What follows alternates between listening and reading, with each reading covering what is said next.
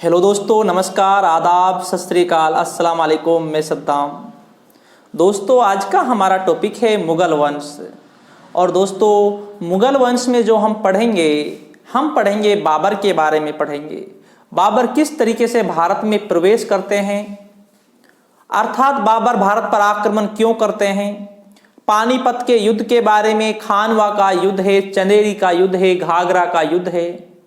बाबर ने भारत में कौन कौन सी नीतियां अपनाई, और हम बाबरनामा के बारे में पढ़ेंगे। बाबर ने भारत के कौन कौन से शासकों का उल्लेख किया। तो दोस्तों, आज हम इस टॉपिक में मुग़ल वंश के संस्थापक बाबर के बारे में समझेंगे। क्योंकि दोस्तों, हम मुग़ल वंश की बात करें तो दोस्तों, मुग़ल वंश के संस्थापक ज़हीरुद्दीन बाबर थे, और मुग़ल वंश के वास्तविक संस्थापक की हम बात करें तो दोस्तों, अकबर वास्तविक संस्थापक थे। एक संस्थापक होता है, एक वास्तविक संस्थापक होता है। एक वो होता है जिन्होंने स्थापना की थी, एक वो होता है जिन्होंने सच में वंश को आगे बढ़ाया था, जैसे अकबर ने बढ़ाया था। तुलुगमा पद्धति के बारे में समझेंगे, तुलुगमा पद्धति क्या होती है। उस्मानी विधि के बारे में समझेंगे, उस्मानी विधि से तोपों को कैसे सजाया जाता है। आज का टॉपिक दोस्तों आपका बहुत ही मोस्ट इंपॉर्टेंट टॉपिक है। क्योंकि दोस्तों, अगर हम तुलुगमा पद्धति की बात करें, तुलुगमा पद्धति कितनी अच्छी पद्धति थी जिसे बाबर ने भारत में अपनाया था, जिसे उज़्बेकों से सीखा था, वो कैसी थी, वो सफल क्यों रहे बाबर भारत में। तुलुगमा पद्धति पर आक्रमण किस तरीके से किया जाता है, ये चीजें दोस्तों बहुत मोस्ट इंपॉर्टेंट हैं जो आपके लिए समझने के लिए है। तो दोस्तों, आज हम समझेंगे बाबर के बारे में। मुग़ल वंश। दोस्तों, मुग़ल वंश ये हो गया दोस्तों हमारा मुग़ल वंश। सबसे पहले तो दोस्तों हम ये भी समझेंगे जो ये मुग़ल वंश है, मुग़ल वंश का पीछे का इतिहास क्या रहा है, और ये कौन कौन से कबीले से या कौन कौन से शासकों से संबंधित हैं। ठीक है दोस्तों, सबसे पहले हम बात करते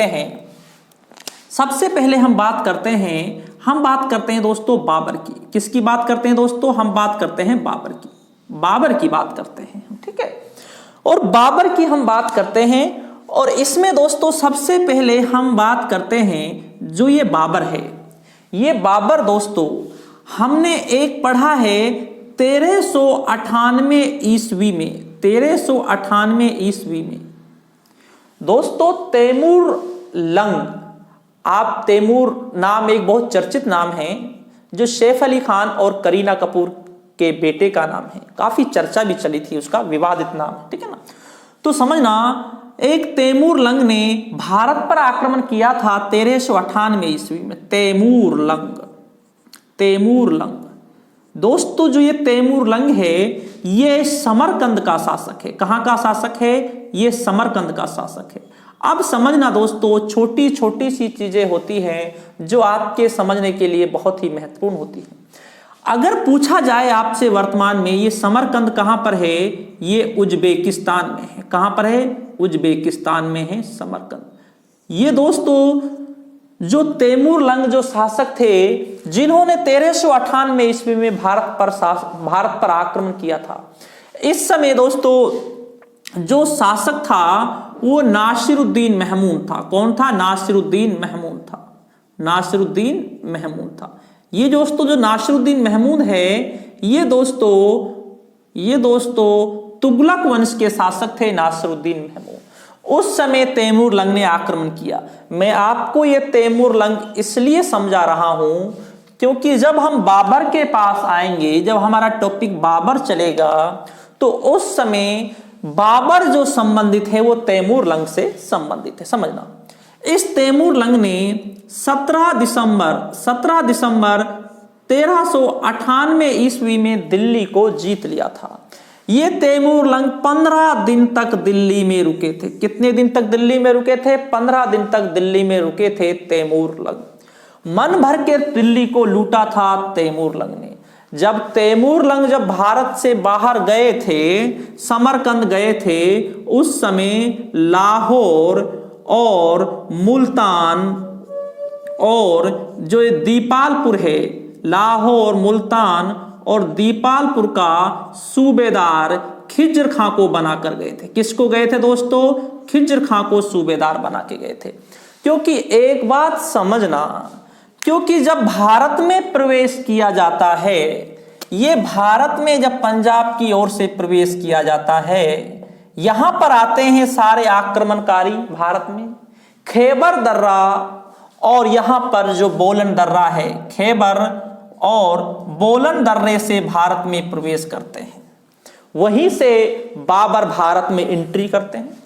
और ये जो लाहौर, मुल्तान और दीपालपुर है, यहां का सूबेदार खिज्र खां को बनाकर गए थे। ठीक है ना?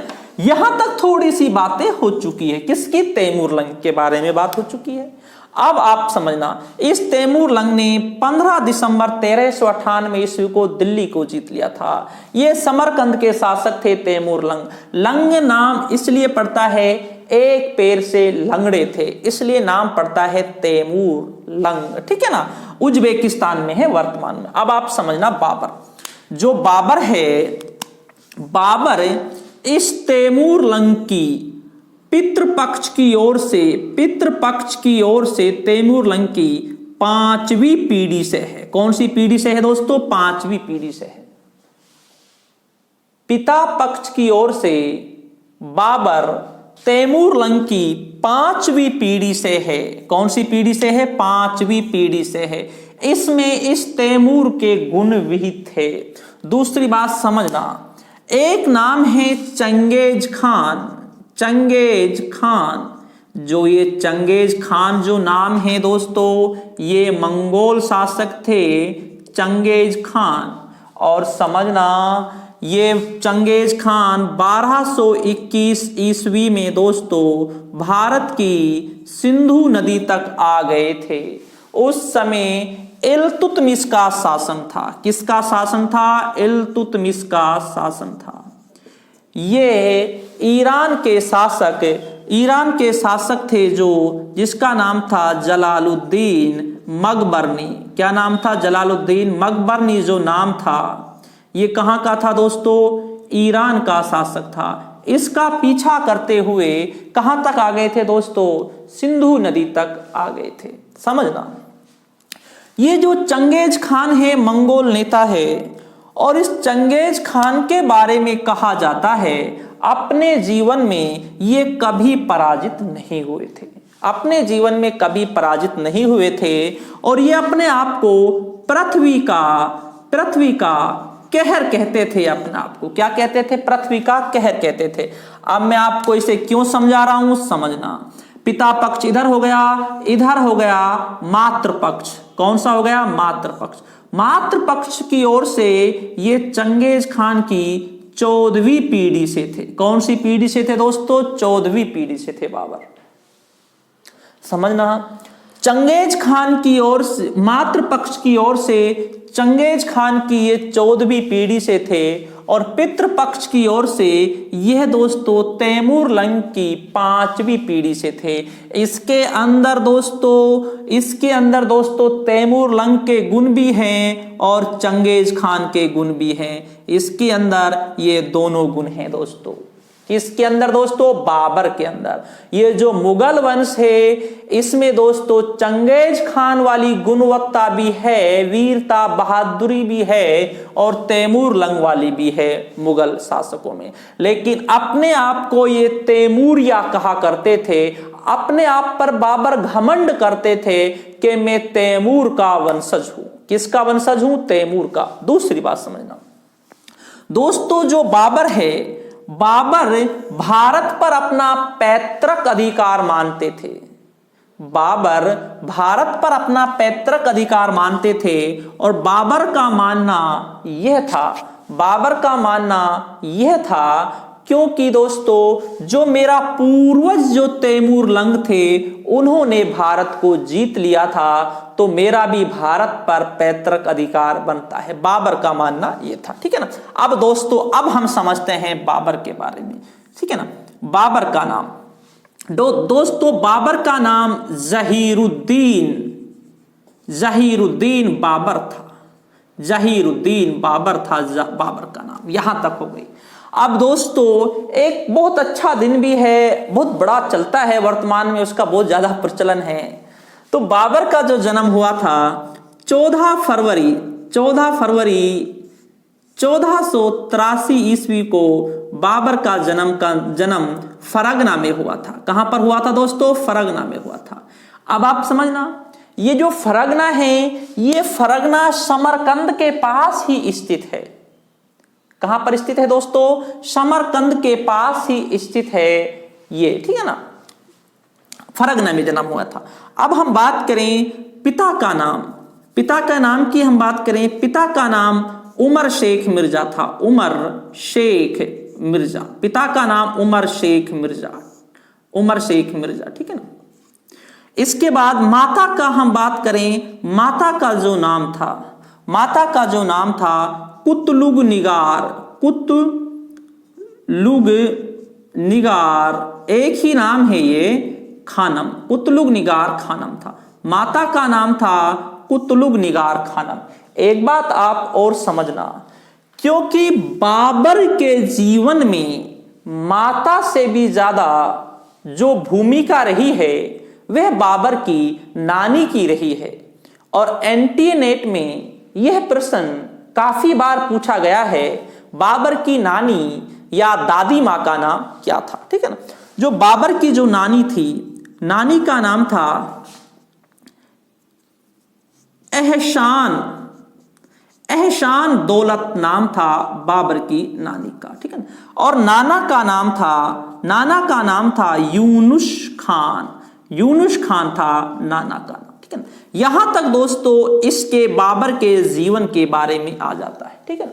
बाबर के जीवन के बारे में आ जाता है, ठीक है ना।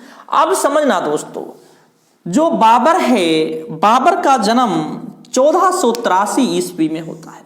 इसके बाद दोस्तों जो उमर शेख मिर्जा है, उमर शेख मिर्जा की दोस्तों जो मृत्यु हो जाती है, उमर शेख मिर्जा की 1494 ईस्वी में मृत्यु हो जाती है। किसकी? उमर शेख मिर्जा की 1494 ईस्वी मृत्यु हो जाती है। अर्थात दोस्तों बाबर 11 वर्ष की अवस्था में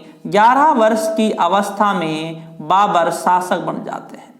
कितने वर्ष की अवस्था में शासक बन जाते हैं दोस्तों? बाबर 11 वर्ष की अवस्था में शासक बन जाते हैं, काफी अल्प आयु में। देखो, एक इतिहास जो होता है, इतिहास से हम काफी चीजें सीखते हैं, क्योंकि जो ये उम्र होती है, उम्र कभी मायना नहीं रखती किसी की कितनी उम्र है कितनी नहीं है, किसी की ज्यादा उम्र है किसी की कम उम्र है। और एक बात हमेशा याद रखना, कब हमें कौन सा कदम उठाना है, कब हमें क्या डिसीजन लेना है, ये हमारी उम्र तय नहीं करती, ये हमारी जिम्मेवारियां तय करती है।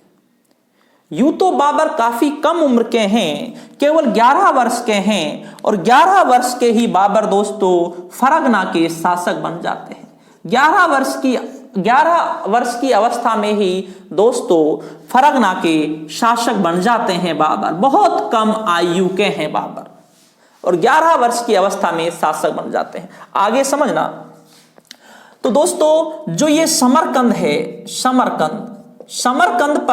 समरकंद पर बाबर के चाचा का अधिकार है। बाबर का चाचा का अधिकार है। किसका अधिकार है? चाचा का, ठीक है ना, जिसका मोहम्मद है, जिसका नाम मोहम्मद। बाबर का चाचा का अधिकार है यहां पर, ठीक है ना। तो इसका अधिकार है, मोहम्मद का अधिकार है। अब आप समझना, जो ये समरकंद है, इस समरकंद को अब थोड़ा समझना। जो ये समरकंद है, क्योंकि बाबर इस पर अपना पैतृक अधिकार मानते हैं, और इस समरकंद को बाबर प्राप्त करना चाहते हैं। किसको? समरकंद को।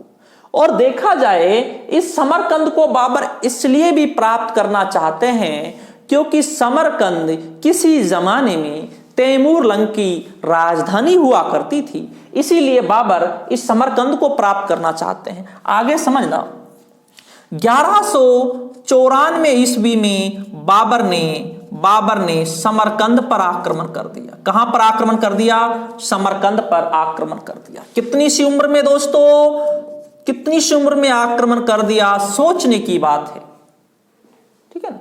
तो आक्रमण देखिए 1194 में यहां पर आक्रमण कर दिया समरकंद पर, लेकिन समरकंद को बाबर नहीं जीत पाए, समरकंद को बाबर नहीं जीत पाते हैं।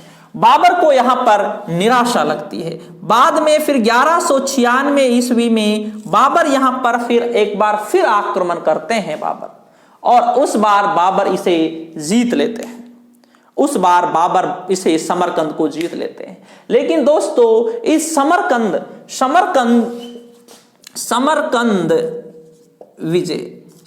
को विजय कर लेते हैं बाबर। कब कर लेते हैं दोस्तों? समरकंद को बाबर 1496 ईस्वी में विजय कर लेते हैं। लेकिन बाबर ज्यादा समय तक सुख नहीं भोग पाते हैं, और बाबर के बारे में एक अफवाह यह भी उड़ जाती है, क्योंकि बाबर की मृत्यु हो चुकी है। बाबर काफी समय तक अपनी सेना से भी दूर रहते हैं, लापता रहते हैं। बाबर पुनः फिर एक बार फिर आते हैं, और उसके बाद दोस्तों बाबर का जो ये फरगना है, जो बाबर फरगना के जो शासक हैं, ये भी इसका बाबर का अभी सुरक्षित नहीं है। तो अब बाबर ये सोचते हैं कि भाई मुझे किसी ऐसी जगह की तलाश है, बाबर ये सोचते हैं कि मुझे किसी ऐसी जगह की तलाश है जहां पर मैं सुरक्षित रह सकूं, क्योंकि बाबर को यहां पर फरगना में जो दोस्तों दूसरे जो शासक हैं, जो उज्बेक शासक हैं, वो भी बाबर को बहुत ज्यादा परेशान करते हैं। अभी बाबर की अपने चाचा से भी संघर्ष हो रहा है, ठीक है ना। तो दोस्तों समझना, जो स्थिति है बाबर की वो इतनी सही नहीं है। बाबर ने अपनी पुस्तक बाबरनामा में लिखा है, बाबर ने लिखा है, मैंने कभी भी रमजान का माह एक जगह पर 2 बार नहीं रखा। जो रमजान रोजे होते हैं एक साल में एक बार आते हैं, जो 30 दिन चलते हैं, वो केवल मैंने एक जगह पर एक बार रखे थे, बाकी नहीं रखे। मुझे इस रोजों में कहीं और जगह पर हूं, अगले रोजों में कहीं और जगह पर हूं, क्योंकि भटकती स्थिति है बाबर की, ठीक है ना। अब आगे समझना, 1502 ईस्वी में उज्बेक शासक जिसका नाम था शेबानी खान, समझना, शेबानी खान। इस शेबानी खान ने बाबर को सराय पुल के युद्ध में पराजित किया था। कौन से युद्ध में पराजित किया था? सराय पुल के युद्ध में पराजित किया था। सराय पुल के युद्ध में पराजित किया था बाबर को। किसको पराजित किया था? बाबर को सराय पुल के युद्ध में पराजित किया था। किसने? शेबानी खान ने।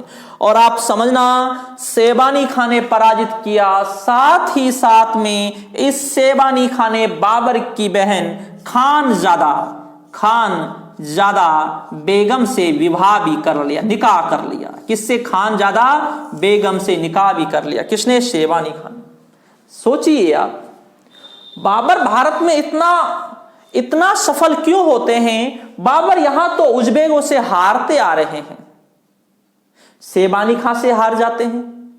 शेबानी खान ने बाबर की बहन खानजादा से विवाह कर लिया, जबरदस्ती निकाह कर लिया खानजादा से, ठीक है ना। अब समझना, बाबर ने यहां पर आसपास बाबर काफी पराजित हो रहे हैं, तो बाबर ने अब यह सोच लिया था, जो ये फरगना है, तो दोस्तों इस फरगना से मुझे अब बाहर निकलना है, क्योंकि यहां पर बाबर सुरक्षित नहीं थे। यह बाबर के बारे में एक छोटी सी बेसिक जानकारी है। इसके बाद बाबर काबुल को जीतेंगे 1504 ईस्वी में, और काबुल को जीतने के बाद बाबर के अच्छे दिन चालू हो जाएंगे। बाबर ने अपनी पुस्तक बाबरनामा में लिखा है, जब मैं काबुल में था उसी समय मैंने ये सोच लिया था, क्योंकि मुझे भारत पर आक्रमण करना है। तो दोस्तों अब हम विस्तार से हम आगे भी समझेंगे, विस्तार से, ठीक है ना। विस्तार से हम आगे समझेंगे कैसे कैसे होगा, ठीक है।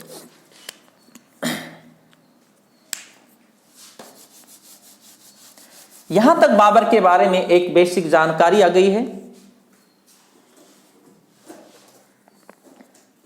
यहां पर होगा, कर देख पीछे, इधर से इधर, ये नहीं दूसरा वाला, ये वाला।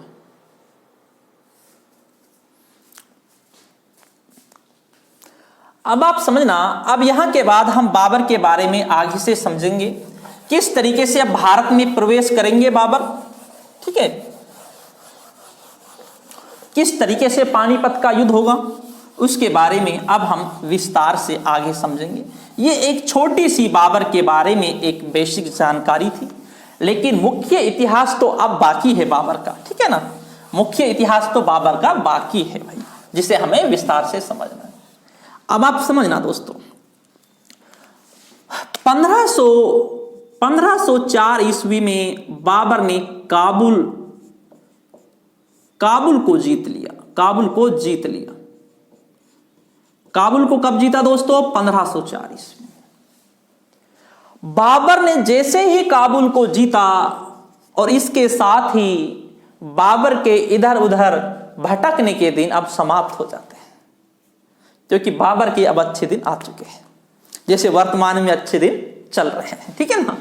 इसके बाद बाबर ने 1507 ईस्वी में बाबर ने जो मिर्जा की उपाधि थी, मिर्जा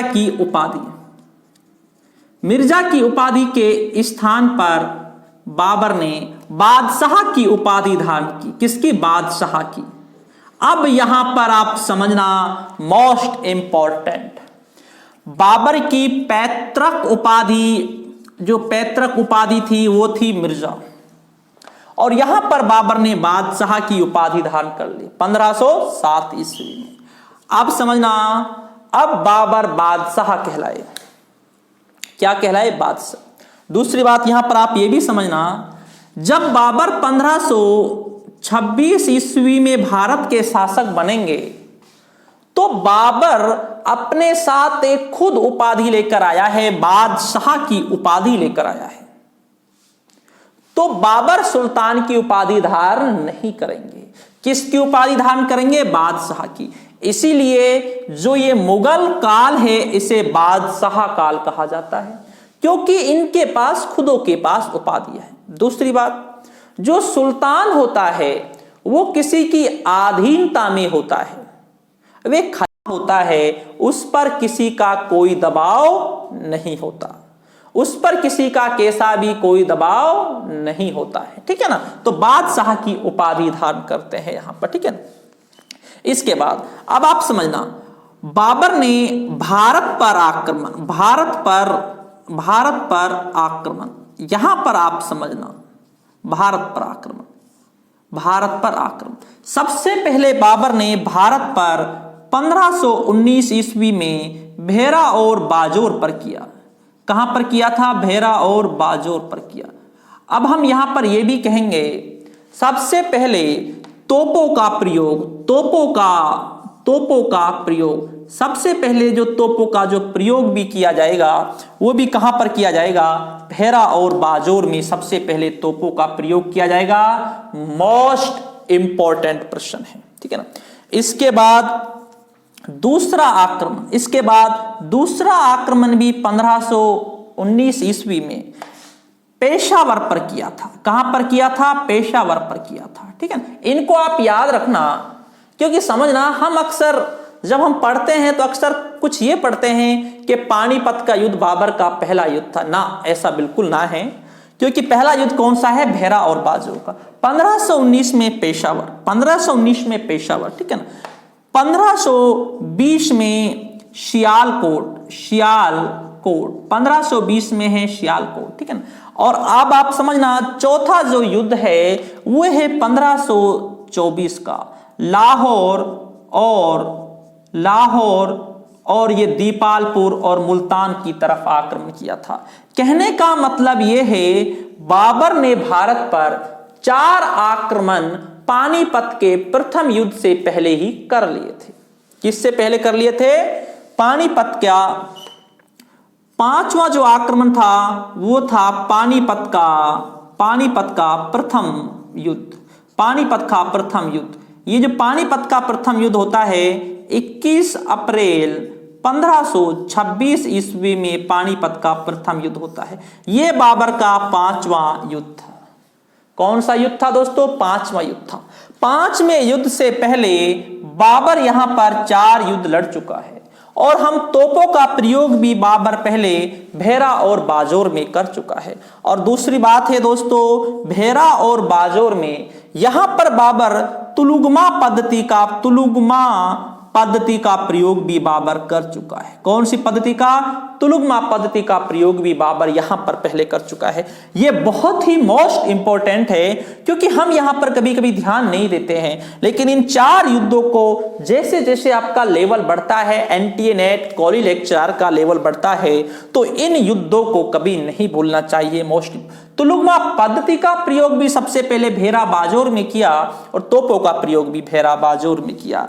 5वां युद्ध था बाबर का पानीपत का प्रथम युद्ध। अब आप समझना, पानीपत का जो प्रथम युद्ध है इसको अब हम विस्तार से समझेंगे। बादशाह, इसे याद रखना, काबुल को जीत लिया 1504 ईस्वी में। जो बाबर के जो बुरे दिन थे, भटकने वाले जो दिन थे, वो दिन इसके समाप्त हो जाते हैं बाबर के, ठीक है ना।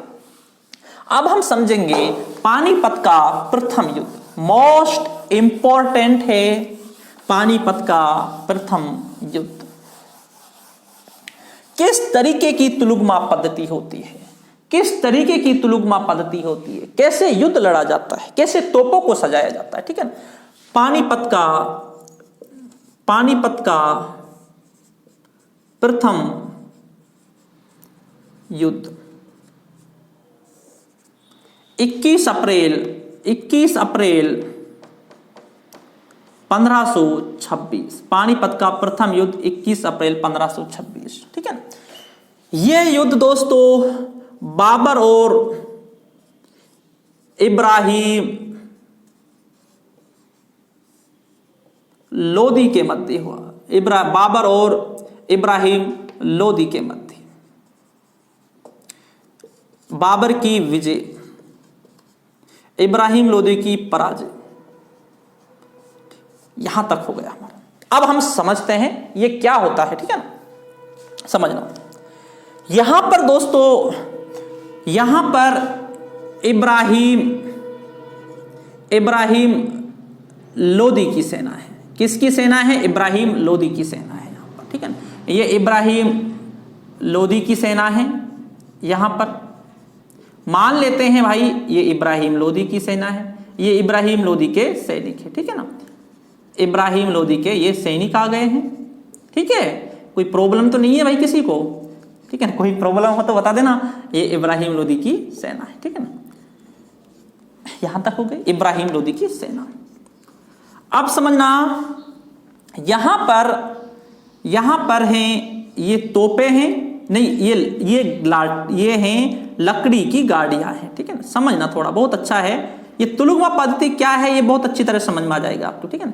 ये है लकड़ी की गाड़ी, लकड़ी की गाड़ी यहां पर हो गई। इन लकड़ी की गाड़ियों पर तोपे बांध रखी है। क्या बांध रखी है? तोप बांध रखी है। इन लकड़ी की गाड़ियों पर तोपे बांध रखी है। ये बाबर वाली सेना है।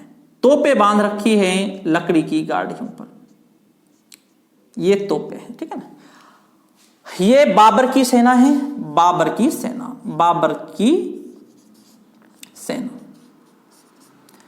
ये तोपे बांध रखी है। लकड़ी की गाड़ी के ऊपर तोपे हैं। ये तोपे जो बांध रखी हैं यह चमड़े की रस्सी से बांध रखी है। किससे बांध रखी है? चमड़े की रस्सी से बांध रखी है। यहां तक हो गया क्लियर भाई। अब बाबर की सेना यहां पर झाड़ियों में भी है। बाबर की सेना भाई झाड़ियों में, बाबर की सेना यहां पर झाड़ियों में भी है भाइयों। ये बाबर की सेना है। यहां पर भी है बाबर की सेना, यहां पर ऊपर भी है झाड़ियों में, ठीक है ना। अब समझना, ये जो स्पेस दे रखा है बीच में, जो तोपें सजा रखी हैं, ये उस्मानी विधि से सजा रखी है। इसे बोलते हैं उस्मानी विधि। इसे क्या बोलते हैं? उस्मानी विधि बोलते हैं। जो तोपें सजा रखी है, जो बीच बीच में स्पेस है, सैनिक इधर उधर से निकल कर जा सकते हैं, इसे बोलते हैं उस्मानी विधि, यहां तक बात हो गई क्लियर। बाबर की सेना एक यहां झाड़ियों में भी है, एक यहां पर झाड़ियों में। आप समझना, इब्राहिम लोदी की सेना एक साथ लड़ रही है, सारी अटैक कर रही है। बाबर की सेना आगे तोपे हैं और पीछे बाबर के सैनिक हैं। ये बाबर के क्या हैं? सैनिक हैं। तोपे बाबर की पहले अटैक करेंगे, तोपों की ओर करेंगे। तोपे बाबर की आग उगलेंगी इधर सामने। ये इब्राहिम लोदी की सेना एक साथ लड़ेगी, एक साथ थकेगी, हारेगी भी एक साथ।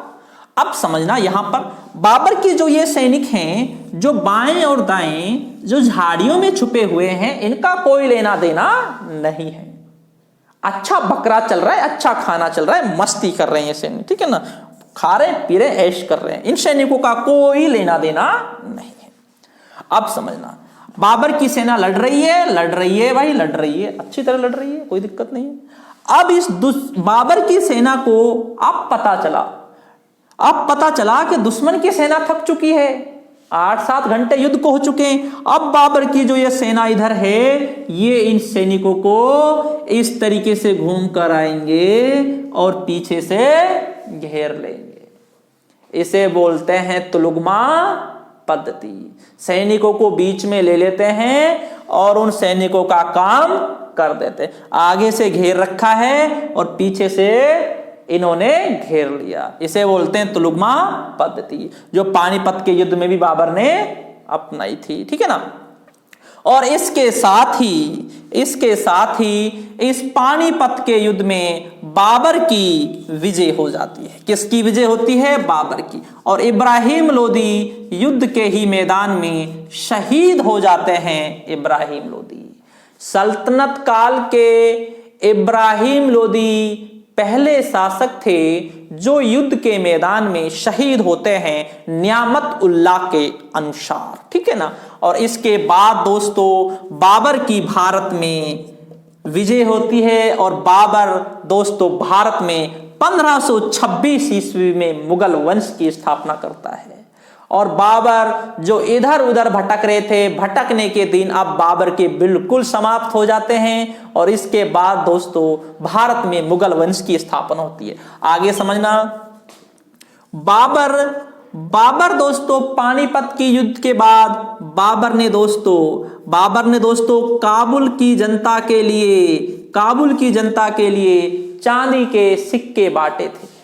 क्या बांटे थे? सिक्के बांटे थे दोस्तों, काबुल की जनता के लिए। इतने खुश हुए थे बाबर, और इसीलिए बाबर को कलंदर भी कहा जाता है। क्या कहा जाता है बाबर को? कलंदर। क्योंकि ये आपने सुना होगा ना, मस्त कलंदर वाला, जो अपनी मस्ती में मस्त रहता है कलंदर, उसे कलंदर बोलते हैं, ठीक है। और इस युद्ध के बाद दोस्तों बाबर के भारत में सारे रास्ते खुल जाते हैं। क्या होता है दोस्तों? सारे रास्ते बाबर के भारत में खुल जाते हैं। बाबर ने काबुल की जनता के लिए रुपए दिए, दिल खोल कर रुपए दिए। और इसके बाद दोस्तों ये जो लोदी वंश है, लोदी वंश दोस्तों 1526 ईस्वी में समाप्त हो जाता है। लोदी वंश के अंतिम शासक इब्राहिम लोदी हैं और दिल्ली सल्तनत के भी अंतिम शासक इब्राहिम लोदी हैं। इसके बाद सल्तनत काल समाप्त होता है और मुगल वंश भारत में चालू हो जाता है। कौन सा वंश चालू हो जाता है? मुगल वंश भारत में चालू हो जाता है। यह था पानीपत का प्रथम युद्ध, जो बाबर का एक सबसे महत्वपूर्ण युद्ध था।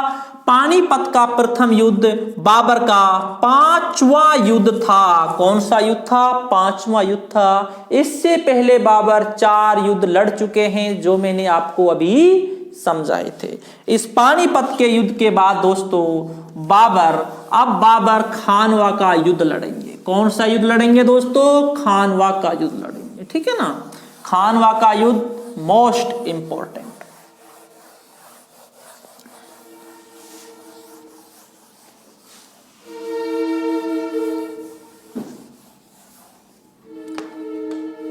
अब है दोस्तों खानवा का युद्ध।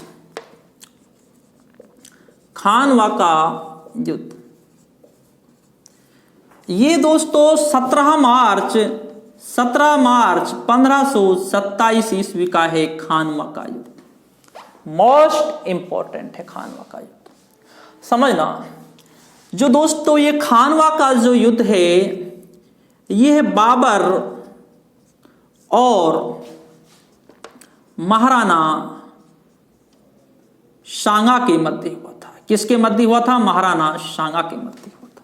ठीक है, अब आप समझना दोस्तों, बाबर ने अपनी पुस्तक बाबरनामा में लिखा है, बाबरनामा में लिखा है, बाबर ने अपनी पुस्तक बाबरनामा में लिखा है, जब मैं काबुल में था, जब मैं काबुल में था, उस समय महाराणा सांगा ने मेरे पास अपना एक राजदूत भेजा था और मुझसे कहा था जब आप भारत पर आक्रमण करेंगे तो उस समय मैं भी आपकी सहायता करूंगा।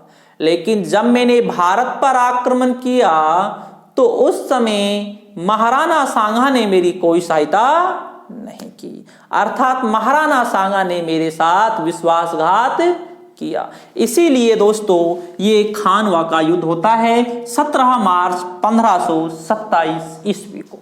मोस्ट इंपॉर्टेंट, अब आप समझना, महाराणा सांगा की ओर से दोस्तों, महाराणा सांगा की ओर से हसन खां मेवाती, हसन खां मेवाती, हसन खां मेवाती भी थे। महाराणा सांगा की ओर से दोस्तों जयपुर के कछुआ वंश के पृथ्वीराज भी थे, पृथ्वीराज आमेर के थे। दोस्तों इसमें मारवाड़ के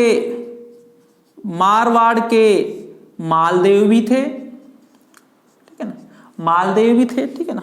इसके बाद दोस्तों इसके साथ महमूद लोदी भी थे, महमूद लोदी, ये वही महमूद लोदी है दोस्तों, ये वही महमूद लोदी है जो इब्राहिम लोदी से संबंधित है, ठीक है ना। इसके बाद दोस्तों मेड़ता के भी शामिल हुए थे, ठीक है ना, नागौर के भी इसमें शामिल हुए थे, नागौर से भी शामिल हुए थे। बीकानेर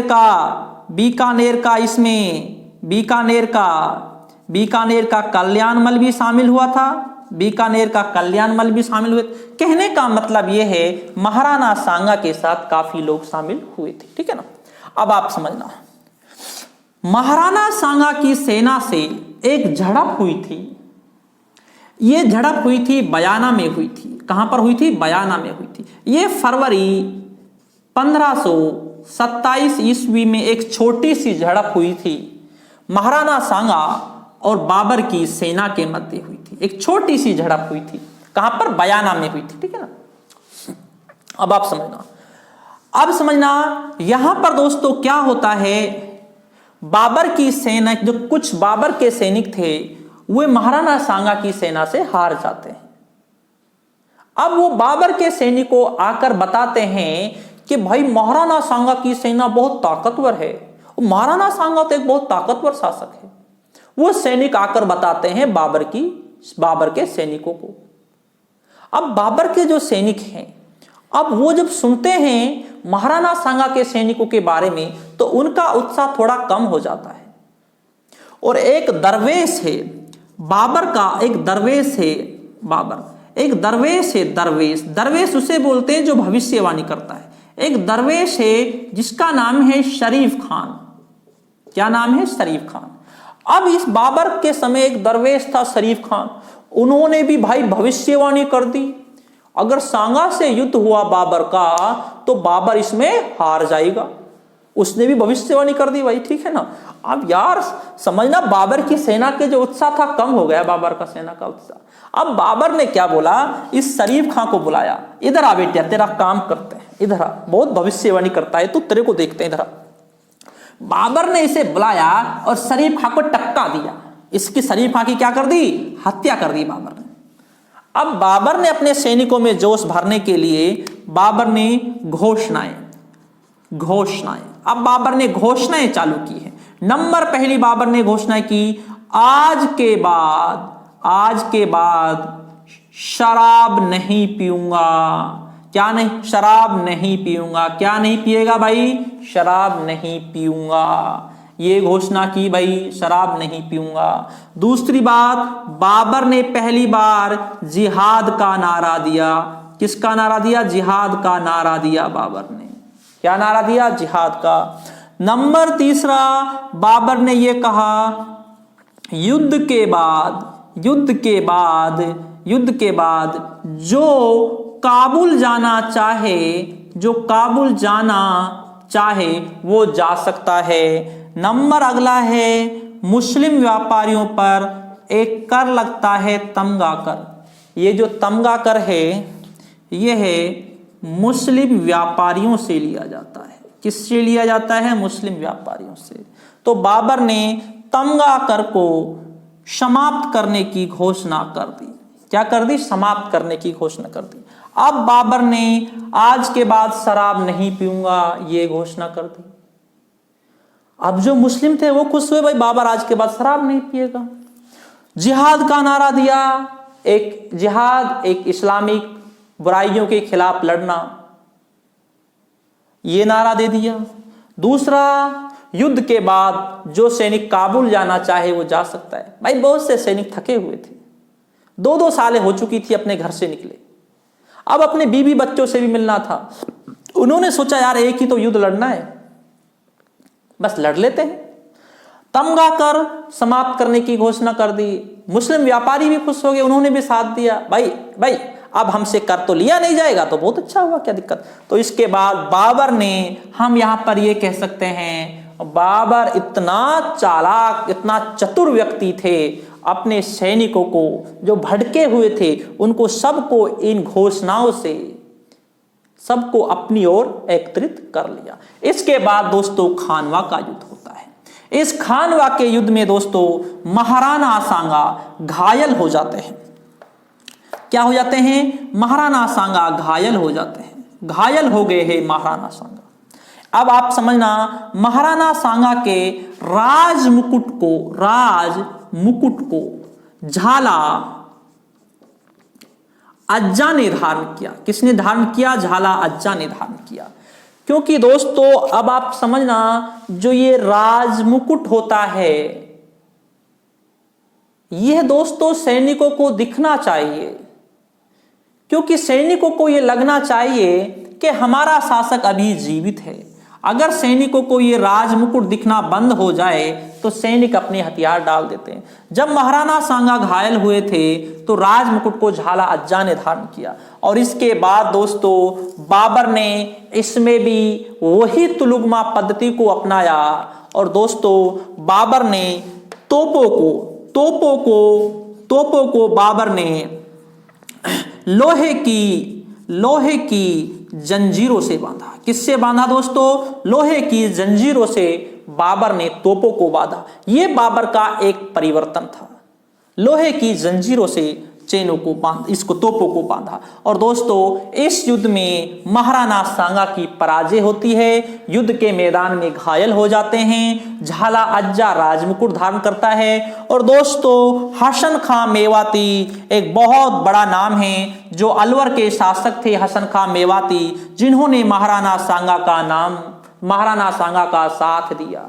दोस्तों हसन खां मेवाती युद्ध के मैदान में शहीद हो जाते हैं। समझना, हसन खां मेवाती के नाम को एक वफादारी के लिए भी हमेशा याद किया जाएगा इतिहास में, क्योंकि बाबर ने हसन खां मेवाती को एक ऑफर दिया था। बाबर ने कहा था कि आप भी मुसलमान हैं और हम भी मुसलमान हैं, तो आप मेरा साथ दीजिए। और हसन खां मेवाती ने उस ऑफर को ठुकरा दिया। हसन खां मेवाती ने कहा, हम मुसलमान जरूर हैं, लेकिन आपने हमारे वतन पर आक्रमण किया है, इसलिए हम आपका साथ नहीं देंगे। आपने हमारी जन्मभूमि पर आक्रमण किया, इसलिए हम आपसे संघर्ष करेंगे। और हसन खां मेवाती इस युद्ध में शहीद हो जाते हैं। और दोस्तों खानवा के युद्ध में बाबर की विजय हो जाती है। और इसके बाद तो दोस्तों बाबर के जो सारे रास्ते थे भारत में खुल जाते हैं। और समझना, बाबर ने खानवा के युद्ध के बाद बाबर ने गाजी की उपाधि धारण की खानवा के युद्ध के बाद बाबर ने। और दोस्तों अब बाबर के सारे रास्ते भारत में खुल जाते हैं। ये था दोस्तों खानवा का युद्ध, ठीक है ना। इसके बाद दोस्तों बाबर ने फिर अगला युद्ध लड़ते हैं। इसमें महाराणा सांगा का चंदेरी का शासक एक मेदिनी राय था, उन्होंने भी साथ दिया था, जो सांगा का काफी अच्छा मित्र थे। अब दोस्तों इसके बाद हम आगे समझते हैं। अब बाबर को जो पड़ोसी जो राज्य थे, जो लगे हुए थे, अब उन पर भी बाबर को आक्रमण करना है। चंदेरी,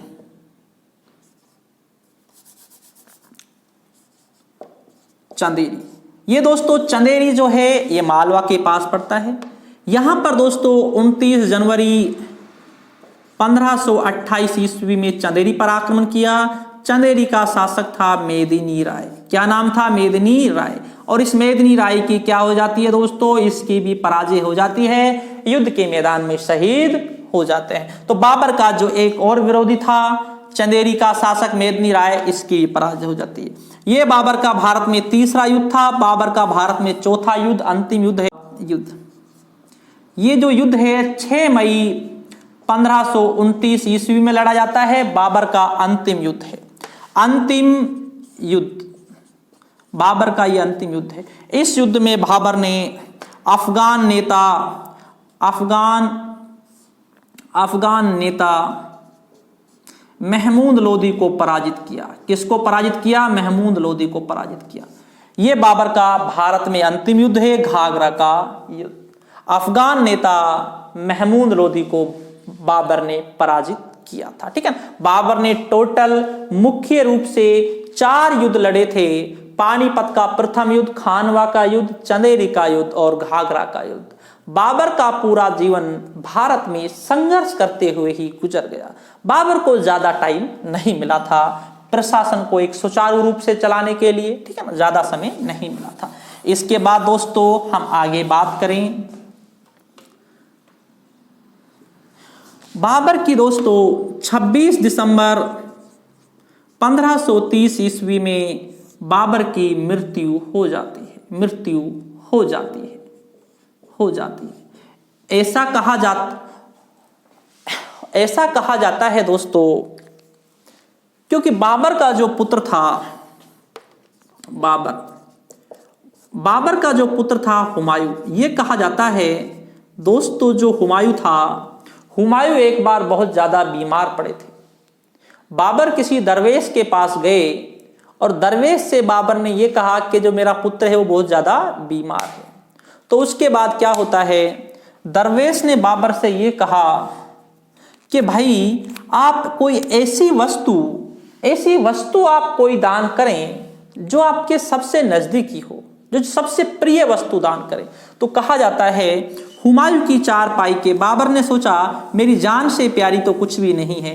हुमायूं की चारपाई के बाबर ने 7 चक्कर लगाए। हुमायूं सही होते गए और बाबर बीमार पड़ते गए और 26 दिसंबर 1530 ईस्वी को बाबर की मृत्यु हो जाती है। दोस्तों बाबर की मृत्यु हो जाती है। अब समझना, बाबर की मृत्यु के बाद बाबर को सबसे पहले नूरे अफगान बाग में दफनाया गया। नूरे अफगान, आगरा में दफनाया गया। कहां पर दफनाया गया था? आगरा में। अब आप समझना, बाबर की इच्छा थी मुझे काबुल दफनाया जाए। कहां पर दफनाया जाए? काबुल में दफनाया जाए। बाबर की इच्छा थी कि मुझे काबुल में दफनाया जाए। अब समझना, क्योंकि पहले आज डेथ बॉडी को 5 दिन 10 दिन रख सकते हैं बर्फ के साथ, सड़ती नहीं है। उस समय दोस्तों यह व्यवस्था नहीं थी। अगर बाबर को आगरा से काबुल लेकर जाते तो कम से कम 5-6 दिन का समय लग जाता और बाबर की जो डेथ बॉडी थी वो सड़ जाती। इसलिए बाबर को सबसे पहले कहां पर दफनाया गया? नूरे अफगान बाग, आगरा में दफनाया गया और बाद में बाबर की इच्छा अनुसार काबुल में दफनाया गया। बाबर का मकबरा काबुल में स्थित है। कहां पर स्थित है? काबुल में स्थित है, क्योंकि बाबर की इच्छा थी कि मुझे काबुल दफनाया जाए, लेकिन शुरुआत में नूरे अफगान बाग आगरा में दफनाया गया और बाद में दोस्तों काबुल में ले जाया गया। जैसे ये कब्र है दोस्तों, इस कब्र से इधर से और इधर से इस तरीके से इसे खोद कर फिर काबुल ले जाया गया, वहां पर फिर दफनाया गया। ये था दोस्तों बाबर का एक जीवन के बारे में। अब इसके साथ साथ बाबर की आत्मकथा बाबरनामा के बारे में भी हमें समझना बेहद जरूरी है। उसमें क्या क्या उल्लेख किया है समझना, क्योंकि बाबरनामा को सबसे अच्छी आत्मकथा कहा जाता है इतिहास में, ठीक है ना।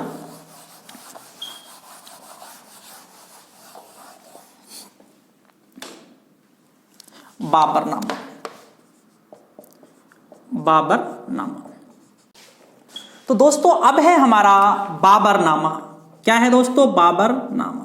क्योंकि हमें बाबरनामा के बारे में भी एक जानना एक बेहद जरूरी है, क्योंकि बाबरनामा है जो बाबर की आत्मकथा है। क्या है दोस्तों? आत्मकथा है, ठीक है। बाबर की क्या है? आत्मकथा है। ये दोस्तों बाबर ने तुर्की भाषा में लिखी है। कौन सी भाषा में लिखी है? तुर्की भाषा में बाबर ने अपनी आत्मकथा लिखी है। इस आत्मकथा में बाबर ने भारत में 5 मुस्लिम राज्य कितने? मुस्लिम राज्य, 5 मुस्लिम राज्य। नंबर 1 है दिल्ली का शासक कौन है? इब्राहिम लोदी, ठीक है ना। इब्राहिम लोदी को दिल्ली का शासक, ठीक है ना। इसके बाद दोस्तों इस बाबरनामा में नंबर 2 है मालवा। मालवा का शासक है महमूद खिलजी।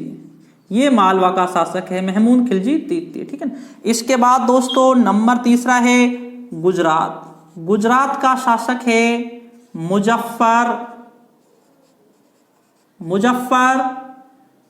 शाह सेकंड, ठीक है। इसके बाद दोस्तों नंबर 4 है बहमनी। इसका शासक है कलीमुल्ला खां।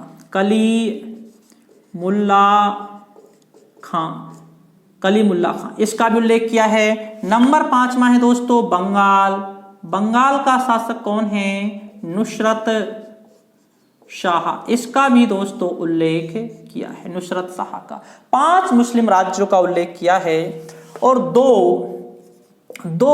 हिंदू राज्यों का किया है, राज्यों का। नंबर 1 कौन है दोस्तों? मेवाड़ का कौन है? महाराणा सांगा। इसका उल्लेख किया है। नंबर 2 है दोस्तों विजयनगर का कृष्ण देव राय। इसका भी उल्लेख किया है दोस्तों। ये 5 राज्य थे भारत के जो ताकतवर थे। इस बाबरनामा में लिखा है भारत के 3 अभिशाप कौन कौन से? गर्मी, लू और आंधी, इनके बारे में लिखा है। क्योंकि यहाँ पर गर्मी भी बहुत तेज पड़ती है, लू भी और आंधियां भी यहाँ पर बहुत चलती है। लेकिन एक राहत देने वाली बात यह है, जब भारत में बारिश होती है तो मिट्टी के अंदर से एक खुशबू बड़ी अजीब आती है, बड़ी प्यारी खुशबू आती है। उसका भी उल्लेख किया है बाबर ने भारत में आम के बारे में उल्लेख किया है। बाबर का प्रसिद्ध जो फल था वो आम था, क्योंकि आम को बाबर काफी समय तक एक घी के अंदर डुबो कर भी रखते थे, ठीक है ना। आम का भी बाबर ने उल्लेख किया है। और दोस्तों इस बाबरनामा में बाबर ने अपनी बुराइयों का उल्लेख किया है। कहा है कि मैं खानवा के युद्ध से पहले बहुत ज्यादा शराब पिया करता था, लेकिन खानवा के युद्ध के बाद मैंने वो सारी चीजें छोड़ दी थी। ये उल्लेख बाबर ने बाबरनामा में किया है, ठीक है ना। और दोस्तों बाबर के जो सेनापति जिसका नाम था मीर बकी, उन्होंने दोस्तों 1529 ईस्वी में दोस्तों बाबरी मस्जिद का निर्माण कराया था, ठीक है ना। दूसरी बात, बाबर को दोस्तों बाग लगाने का बहुत ज्यादा शौक था। और बाबर जब भारत में आया था पानीपत के विजय के बाद दोस्तों निजामुद्दीन औलिया की दरगाह और काकी की दरगाह पर भी गए थे। बाबर दोस्तों नक्शबंद सिलसिले से संबंधित थे, जो सूफी सिलसिला था उससे संबंधित थे बाबर। तो दोस्तों आज का जो हमारा टॉपिक था वो था ज़हीरुद्दीन मोहम्मद बाबर। अर्थात मुगल वंश के पहले शासक बाबर के बारे में आज का हमारा टॉपिक था। उम्मीद करते हैं दोस्तों आपको बहुत पसंद आया होगा। दोस्तों लाइक करना ना भूलें। अगर आपको कुछ और भी समझना है दोस्तों आप कमेंट करके पूछ सकते हैं। तो ठीक है दोस्तों, शुक्रिया दोस्तों, धन्यवाद।